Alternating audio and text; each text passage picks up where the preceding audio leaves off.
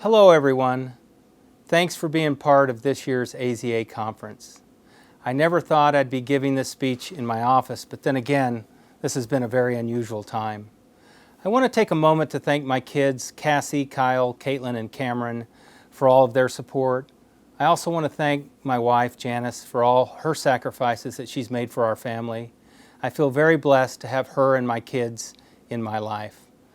You know, last year I listened to Dr. Kuhar's inspiring speech, wondering what I could talk about that could possibly come close.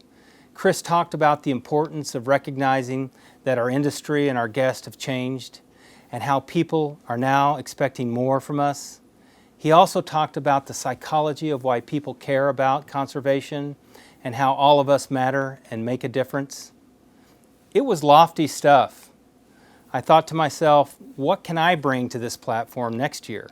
What could possibly happen in 2020 that would change our industry even more?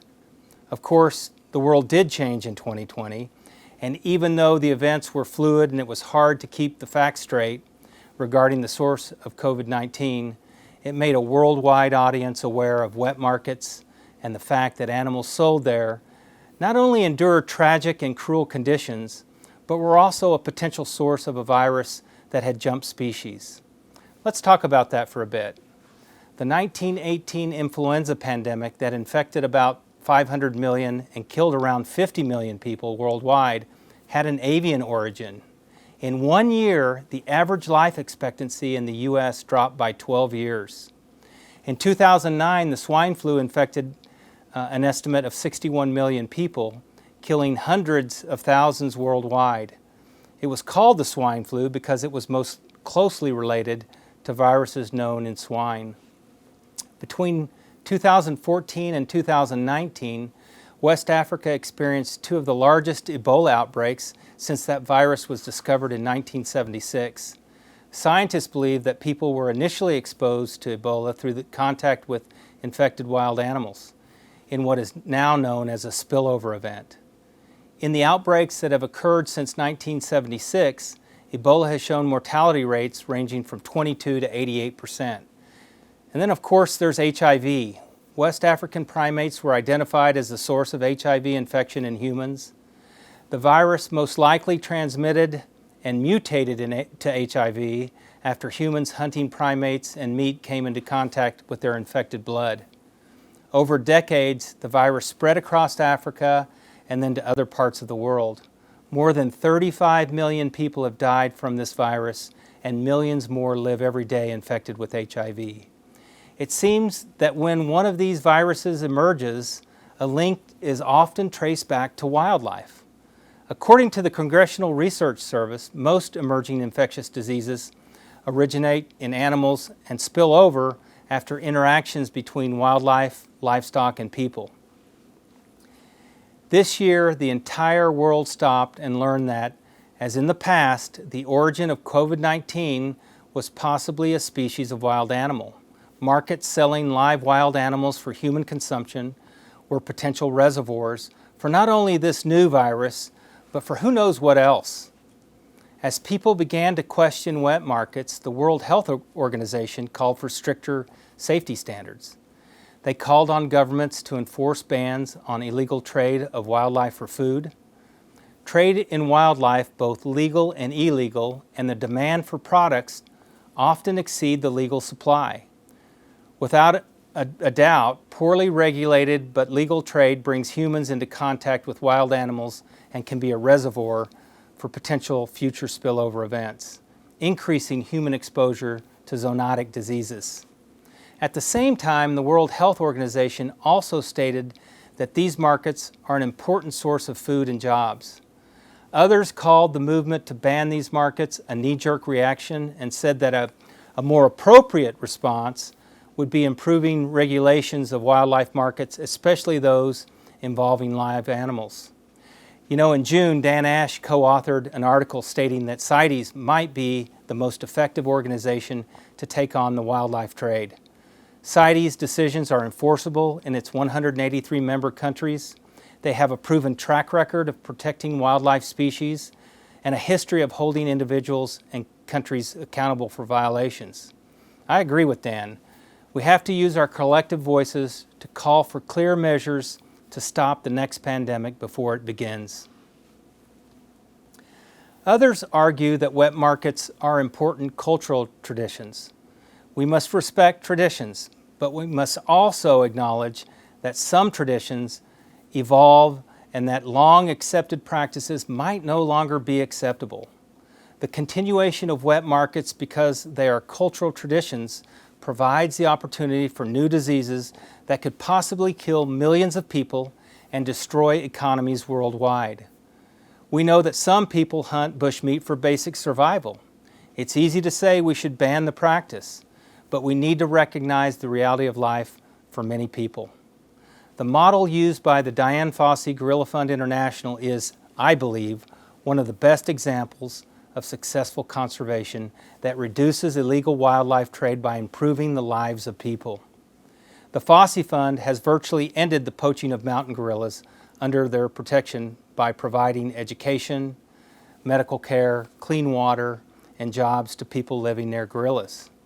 Investment in these communities is key. Mountain gorillas are more valuable to the people of Rwanda alive than dead, and that's a success story. Several of our SAFE programs have community programs that focus on the people living near wildlife.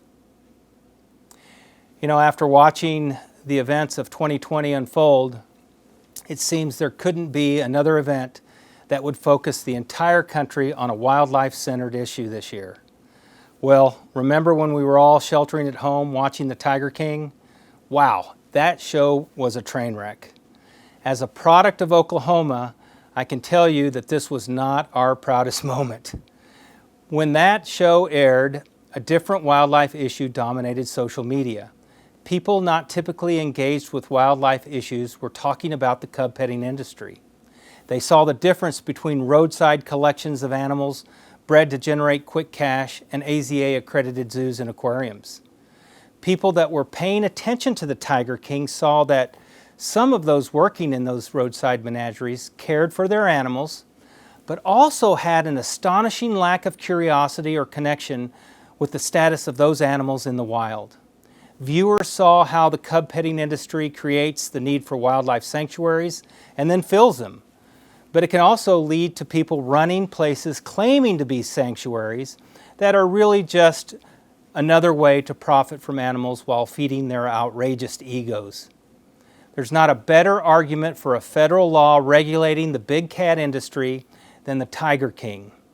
The existing patchwork of state laws is clearly not enough. The Big Cat Public Safety Act would restrict private ownership of big cats and direct contact with the public at USDA-regulated institutions exhibiting animals. This bill has bipartisan support and would make the breeding of cats for the cub petting industry illegal. We should actively support this important legislation. I can't conclude without talking about human diversity.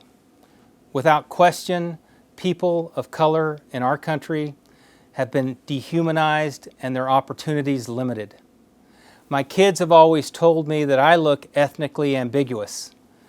My ancestry can be traced back to both Europe and Africa, including both slaves and the people that enslaved them.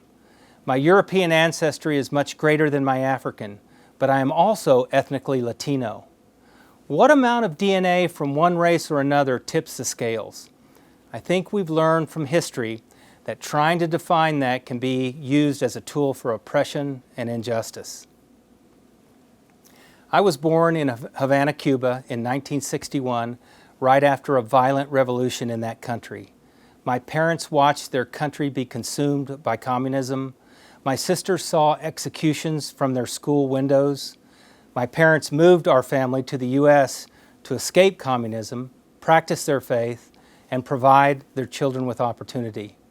We landed in Miami in late September of 1962, less than a month before the Cuban Missile Crisis, on one of the last legal flights out of the country. We joined my two older sisters who had been sent to stay with family a year earlier. We ended up in Oklahoma, a place where, you can imagine, there were not a lot of Cubans. I didn't become a naturalized U.S. citizen until I was 13, English was not my first language, and I entered kindergarten as the only kid that spoke only Spanish. I struggled in school and was routinely beaten up in my neighborhood. As I got older and began to defend myself, the beating stopped, but I continued to feel different, out of place. I participated in sports and had great friends, but many of my high school friends lived in a different part of town, drove much nicer cars, lived in much nicer homes. By the time I was in high school, I wanted no part of speaking Spanish. I'll never forget my parents shaking their heads over the D I got in Spanish. But I didn't want to speak Spanish because it emphasized my difference, and I did not want to be different. For years, I worked hard at just being like everyone around me instead of embracing who I was and the importance of my own family history and culture. I really regret that now. There have been times in my adult life that I've experienced bias. Even my own Midwestern in-laws were skeptical when my future wife brought me home. I won them over eventually, but it took some time. When I was young, I remember thinking that I would have to work harder than others to achieve my goals. I have a restlessness that can be best explained by the lifelong low expectations often set for people with a last name like mine. In 2001, I became the executive director of the Oklahoma City Zoo. Just a few decades before, it was a whites-only venue. I'm not sure my family would have been allowed to enter in the 1960s. Certainly African Americans were not allowed, except for special segregated days. I've worked in this field for 35 years now and have seen firsthand how opportunities have started to open for people of color and women in our industry. I'll be the 86th chair of the AZA board. Since 1924, 78 of the previous chairs were men, 7 of them were women. Except for Belle Benchley in 1949, the remaining 6 female chairs served in the last 16 years. Belle Benchley, by the way, was the director of the San Diego Zoo for 26 years. From 1927 to 1953, she saw them through the Great Depression and World War II, and was the first, and for most of her career, the only female zoo director in the world. She did amazing things for the San Diego Zoo. She championed the construction of naturalistic habitats and keeping social animals together in family groups. She mentored young staff members, recruited female zookeepers during the war, and saw attendance grow to over 1 million guests a year. Her title throughout her career was executive secretary. She wasn't given the title of managing director until the year she retired. I believe I'll be the first immigrant Latino chair of the AZA Board of Directors. Dr. Brian Davis, who will follow me, will be the first black board chair. Adrienne Rollin, who will follow Brian, will be our 8th female board chair. Our industry has certainly come a long way over the past few decades, but I think we still have far to go. The AZA staff and board put out a statement in response to the racial turmoil that unfolded this summer. I was particularly moved by this sentence. We recommit to eliminating all aspects of brutality, racism, and injustice that persist in our world, our nations, our communities, and our profession. To listening, to learning, to celebrating, supporting, and protecting human diversity as passionately as we do the diversity in nature. Supporting and protecting human diversity as passionately as we do the diversity in nature. You know, when you think about it, when you think about humans from a purely biological perspective, and then think about them in terms of ecosystems, it's clear that, just as in most successful ecosystems, diversity is the key. Ecosystems that have key elements removed or suppressed suffer. Our society is the same.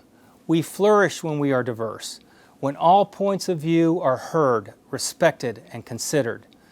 When we recognize that people of different backgrounds, skin colors, religions, genders, orientations, and abilities all bring something to the table that should be valued and respected, and that we as a society all benefit from that diversity. From a purely biological perspective, we're all just humans composed of the same DNA. With that, I just want to say how honored I am today to become the 86th AZA Board Chair. Many years ago, when I was a keeper, I attended AZA Management School, back when Robert Wagner was the Executive Director of the AZA. On a tour of the AZA offices, I, of course, snuck into Robert's office and sat at his desk. I remember thinking someday I might just have the slightest chance of becoming part of the AZA leadership. I'm humbled to be here, a little daunted at the tasks ahead, but so very excited for the future of AZA. Take good care, everyone. I hope to see you all in person soon. Please stay safe, and thank you all for everything you do for the conservation of wildlife and for the AZA.